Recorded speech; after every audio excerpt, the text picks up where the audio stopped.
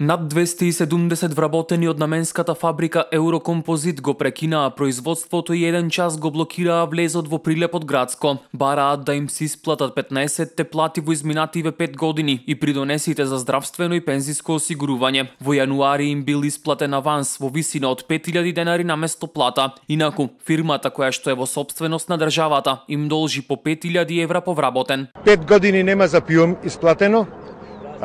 За 2013 неисплатени плати и од јануари наваму до сега немаме земена плата. Тие се причините. Да се исплата платите. Не можеме да живееме без пари. Живот поиќе не може. Со работа не се почнува дури не се исплати.